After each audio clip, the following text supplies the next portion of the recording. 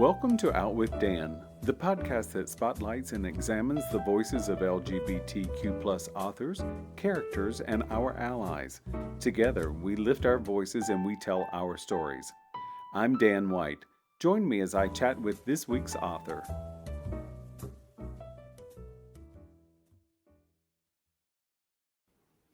Hello and welcome back to Out with Dan. Today I'm excited to talk to Carl Vonderau about Saving Myles. Welcome, Carl. Thank you. I'm so happy to be here. I'm happy that you're here as well. Carl is a Pen Craft, a National Indie Excellence, and an American Book Fest Award winner. And I'm so excited to have you here. Well, thank you. Well, we're going to have fun. We are going to have fun for sure. So I let Carl in a couple of things before we started recording. So Carl, in Carl's previous life, before being a crime writer, he was a mild-mannered banker. You might not have been mild for all I know, but I always think of bankers as being mild-mannered. So how did you make a leap from being a mild-mannered banker to being someone who kills people? My kids are asking the same question. and I'll tell you, I never told anyone in banking what I was doing. I can understand why. But you know, the bankers are, it's a sales organization, and so many bankers have great stories, and they've done some really wild things, right? So it's not all that unusual. For instance, I was a banker and I covered Algeria for this Canadian bank, and North Africa. So I went to Algeria. Right. It was 3 months after Bush's invasion of Iraq.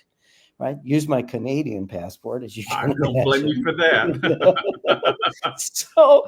So these bankers take me out to lunch, and Algerian bankers, they speak French, they speak Arabic, they speak English, they speak Spanish, everything.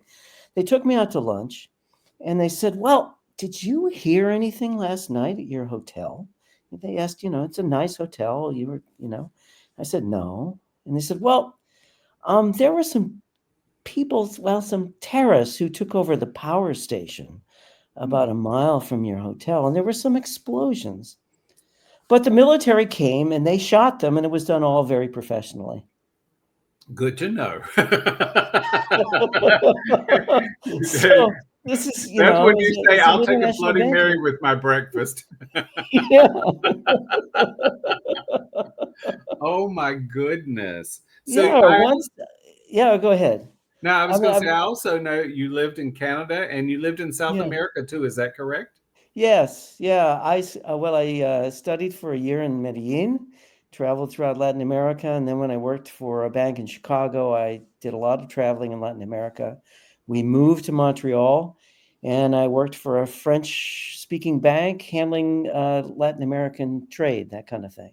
Oh, my stars. Does that mean you speak all three languages? English, French, and Spanish? That's amazing. And some Portuguese too. That's absolutely amazing. Yeah. You're at least 2.5 or 3 ahead of me, maybe even 3.5. Well, I'm not going to lie about it. Well, what you have to be willing to do is to make a complete fool of yourself. That's how you learn a foreign language. So, for instance, there's something in Quebec called poutine, which is, cheese curds and gravy on French fries, right? Well, it's very similar to putain, which means prostitute. So I would go into McDonald's and order a large prostitute. Priceless. Yeah, it just doesn't get much better than that. Did you get both of them or just one? I don't know that your wife might watch which one I wanted the gravy on, but anyway. Oh, I love that. That is absolutely priceless. For my next trip to Montreal, I'm going to see how much I can get out of either one of those. I love it. Yeah. Well, and for instance, so, of course, French and Spanish are similar, right? So I think, well, I can use the verb from Spanish because when I was learning French, right? So I just started at a bank, and I go into this conference room, and there are these two young women there who are having a meeting, and I wanted to say, "Well, excuse me, for bothering you. And I used the verb in Spanish, used it and sort of pronounced it in French. And what I said was, excuse me for molesting you. Yes. Yeah. I had a feeling we were going with molestar. So I was like, Oh, oh you my speak goodness. Spanish. Yeah. I Yeah. understand a lot more than I think most of my friends would like me to understand, but yeah, it's all Yeah. right. It's all right. So let's talk about Saving Miles. Can you give the Yes. audience an overview of what Saving Miles Sure. is about? Sure. It's about two parents who have a very difficult teenage son. And he's been so difficult, they've had to send him to a residential treatment center in Utah. And it's torn the parents apart. So by the time he comes home, they are separated. But the son seems to have miraculously been cured, if you will. New attitude, straight A's. And then he goes to Mexico to try and do a drug deal and gets kidnapped.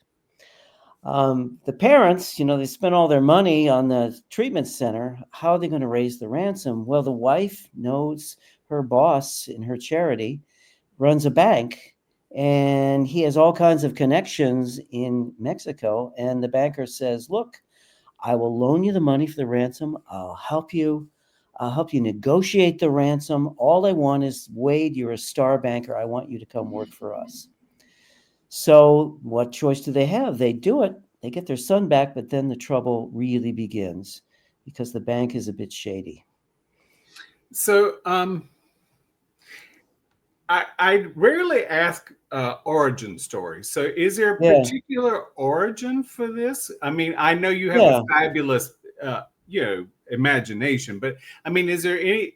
I mean, because this is certainly a parent's worst nightmare. Yes. All the way around. Honestly, with Miles, he was a parent's worst nightmare more times than one, and not necessarily, maybe not always intentionally, but sometimes our good intentions don't always work out. Right. Right. So so your question is this, So did is it there an originate with origin me? story? Yes. Yeah. About 20 years ago, we had to send my son to a residential treatment center. And, as a parent, you get to a point where your son really needs help and you aren't capable of giving him what he needs. And a parent makes this terrible choice that you may send him there and he'll resent you the rest of your life, but you have to save his life. So that's the choice they make. And it's a horrible thing. It tears apart families. And so I always wanted to put that in a story. And it took 20 years. I wanted to get my son's permission. Some of it is based on him, and a lot of it's not. But that horrible scene in the beginning of the book where the parents have to forcefully remove their kid from the house. That's how it happens in most cases. So And it really, honestly, Carl, it must be one of the most difficult decisions. I've had friends as I've grown up who've had children who have been substance abusers. I went to high school with a woman whose son they had put in rehab repeatedly, and a yeah, couple of boy. years ago he overdosed on heroin. And by the Yeah, time he had graduated to heroin, there was simply nothing anyone could do because he was, and he was young. And yeah, I mean, that's the thing. And yeah. I remember thinking at that time, that must really, really be the hardest decision any parent ever has to make, because It's you yeah. want the best, but at the same time, none of us really know what goes on. Yeah, and suppose they never forgive you. Suppose it breaks apart your whole relationship. But you do what you think you have to do. And in the end, most of these kids come back. And like we're very close to my son now. So Oh, that's um, good. but in a lot of cases, these residential treatment centers are they're not well controlled, and there are a lot of bad cases that come out of them, and a lot of kids revert. So And I think that, I really do hope and believe that, every parent that chooses that direction is choosing it, hoping it'll work out, because they're also not cheap. I mean, I think that's the thing that no, most oh, of us think, when we were younger, Carl, yeah, oftentimes the parents would send their kids off to the military. because the Yeah. military was going to fix them. And that rarely ever worked. It was just a different set of circumstances. But you hope with the right amount of counseling and maybe refocusing on a child's life that it does work out. But I do know that yours sound like a success story. Congratulations. But I know that Thank it you. doesn't always work out that way. Yeah. Well, there's a scene in the book where they both walk on the beach, and you can see that they both think the other was wrong and they both think the other was right. And I think that's really the predicament that you're in. Well, and before we started recording, I did let Carl know that I was probably going to bring this up. Is so there is something you chose to do that I was very impressed with, and that was with Wade and Fiona, the parents, even though they disagree on quite a few things, there is still an underlying of respect. You gave them the ability to disagree, to want very different outcomes, to want different direction, but yet an underlying respect for they were both trying to do the right thing. Does that make sense? Yeah, yeah. Well, and I think, underneath they still love each other. They just resent each other, you know? Well, and that's okay. Sometimes in life we have a disagreement with someone, right? Where we Yeah, think that, oh, I think that was a bonehead decision you made. You just went yeah, and did something in the very wrong direction. Yet at the same time, if a person's heart is in a good place and trying, it's just at least there was some respect there. And I like I like to read both respect and disrespect. I mean, I think they each have their yeah, own place. I think for your story, I liked the respect route a little better because I felt like it gave them the chance to fight together. Because if they'd right, been right, disrespectful enough, they couldn't have found a common bond, if that makes right. sense. Yeah, yeah. Well, and I think everyone in the family learns to forgive everyone else, and they sort of learn to cherish everyone else, and that's kind of the, if you will, That's the happy part of the ending. Yeah. That's right. That's right. So something that I was struck by, and in a good way. So you bring in Special Agent Chris Rodriguez. Yeah. Um, did you have was it intentional that Chris be Latina? I just thought it would kind of fit, because you're dealing with Mexico, and there are a lot of Latina special agents. So if somebody was investigating a bank with dirty money ties to Mexico, they would probably be Latina. I did like that because I too felt like it fit. It didn't seem like it was out of the way. I find that gave her a chance to be understanding in a way that someone who looks like you and I might not be able to be understood or understanding. So Yeah. maybe, I mean, of course it Yeah. depends on the Yeah. character, but I did like Yeah. the fact that she came with some solid answers and she came with some honesty, which I thought was really, really quite refreshing because we didn't see us against them when it came to law enforcement. We saw Yeah. trying to work towards the right goals. Right. Well, the DEA agent was another story, but he Right. he offset her, but she had sympathy. I thought so too. I thought so Yeah. too. And something you did that I really enjoyed too is there was a lot of what I might call mother emotion references. And I Yeah. really liked that because you leaned into, Fiona trying to grasp that appealing to a mother instinct in some people who had them and maybe even some people who didn't really have them because not every mother has that instinct. Some mothers It's have true. other goals, but Yeah. I like the fact that with Fiona you gave us somebody who was playing to her strengths and trying to find someone else that she could identify with and also to use that to her advantage because I think that we are given tools, each human is given a tool, and we have to use the tools we come with.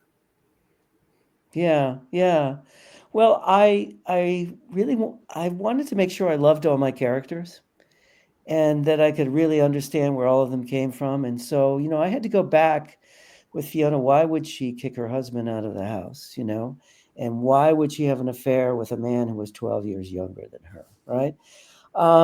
And it came down to that she gotten pregnant very early. She had to give up her own career to raise her son because she felt responsible. Her husband wasn't there. He left all the child raising to her, and yet she'd failed, which she feels deeply because he'd gone off the rails. So of course she becomes involved with a nonprofit that deals with street kids, right?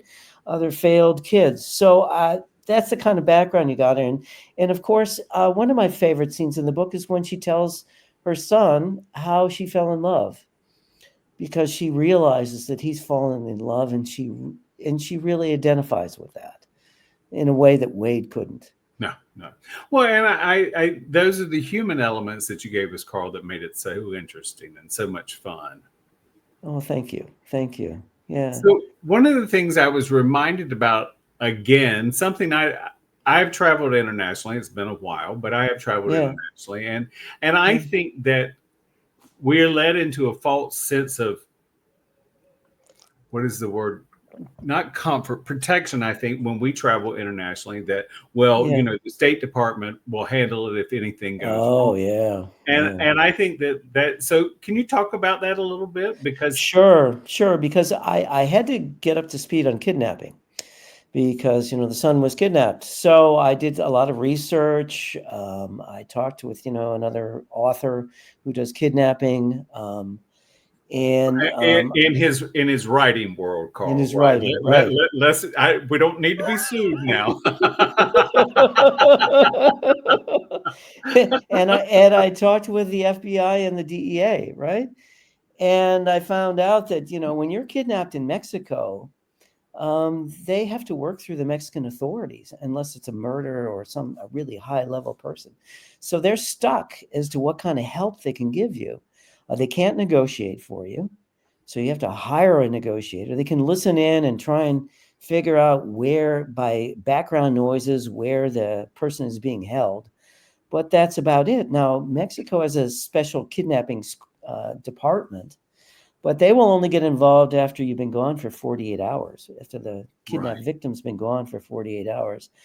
I had friends from the YMCA that I worked with in Mexico, and they showed me around. We actually visited some police stations in Tijuana.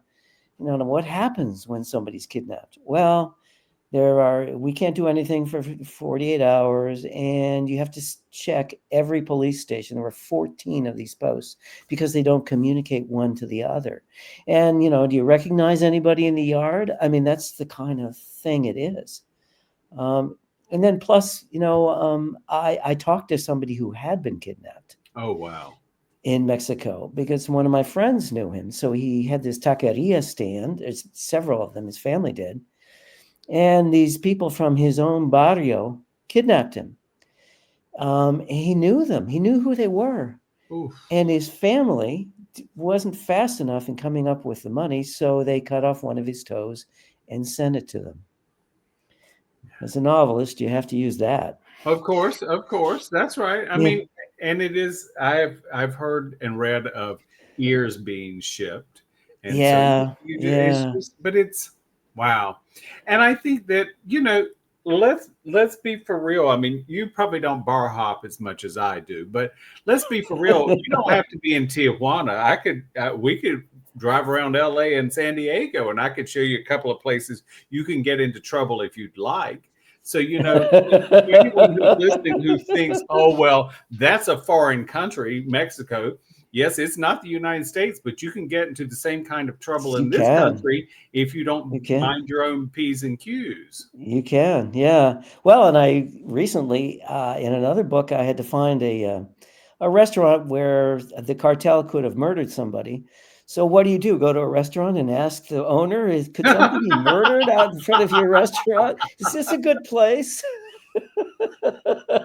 So I talked to a newspaper guy, and I got the name of a restaurant, and it turns out, they love seafood and they like rancheria music. And there's a particular bar he mentioned. So we went to that one, It's true. So I wanted to go up to Pelham Bay up in the Bronx a few years ago. And so I thought, well, the Bronx must not have everything. They must have some nice places in the Bronx. So I Yeah. found this little neighborhood that really looked Yeah. quite nice, and there was an Yeah. Italian restaurant. And I was thinking, maybe I'd like Italian food. So I Googled it, and up comes the story of this is where the mafia often eats, and occasionally somebody gets killed on the street out front. And I thought, you know what? All of a sudden, I've lost my taste for Italian food today. I think at the end of the day, I've Yeah. heard people say it was a meal to die for. It's not what I'm looking for. I'd No, rather have, no. let's get a fast food. It'll be easier. Or it was a meal to kill for. I don't know. Right. Yes. And I think that I've been to Acapulco a few times, and I Yeah, remember yeah, being there one time, and my friends and I went out to dinner, and we ran into some people who were American, and we had a nice time. And they had yeah, suggested, you shouldn't come here after a certain time because the temperature of the people here, the clientele, changes a lot. It might not be so safe after a certain hour. And you know what? I yeah, took them for their word because, most of the time people know what goes on. I mean, Alejandro could have been very nice to everyone, but Alejandro often knew what was going on in his yeah, bar. But yeah. he's not going to share out of That's right. preservation of his own life, right? Yeah, yeah. And that's why when I went to Tijuana, I went with somebody who knew the area and they could show me around and, and like I needed a place where the kid could be kidnapped, so I Absolutely. had to find it. Yeah, I yeah. love that. Yeah, well, and I guess people think of me as a conservative banker, but I guess I'm more of a risk taker than people realize. I mean, I went to college, studied economics, then went to Columbia, for a year. The crime was always high Sure. there. Then Sure. came back and told my parents I wanted to study music for a year. That was thrilling to them. Um, After Columbia, I imagine yeah, they to said, "We'll foot the Columbia, bill." and while I was doing that, I heard that, the Moonies had this very sophisticated brainwashing. So I said, I gotta meet him. So I went and met him, Mhm. Yeah, I've been to the Celebrity Center here in Hollywood. Yeah, there's some Yeah, strange people in this world, but it does make for good research. We'll call it it. So, does. It does. so for a little bit of nerding out between the two of us, that people will have to Yeah. read the book to figure out why Yeah. this question. So, Uh-huh. are you Team Pat Metheny or Team Joe Pass? Oh, Joe Pass. Same. Matheny's a little bit too repetitious for me. Uh, yeah, 100% agree. yeah, and Joe Pass can actually improvise a bass line on guitar, which not many people can do.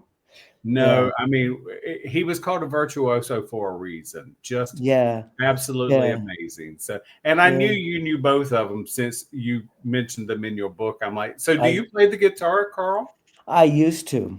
I Okay. used to. All right. When I when I took my year of music, I studied classical guitar at San Jose State, and then the my teacher said, you might think about business. Maybe you had better return to that Stanford education and use it first. No, that's okay. That's all right. Just think you can kill a music teacher in a future story. Oh, there you go. There you go. Yeah. Absolutely wonderful. Well, now I will tell the audience I am going to go find some Joe Pass and play Joe Pass for the rest of the afternoon. So, Oh, wow. highly recommend Wow. it to anybody. And I highly recommend Saving Miles by Carl Vonderau. It is excellent. Carl, thank you so much for being a guest with me Well, today. thank you. Thank you. This I was had a fun. I had a good time. Yeah, me too. Thank you for joining me for this week's episode of Out with Dan. You can find more information about this podcast and its host at outwithdan.com, on Twitter at outwithdan, and on Instagram and Facebook at GoOutWithDan.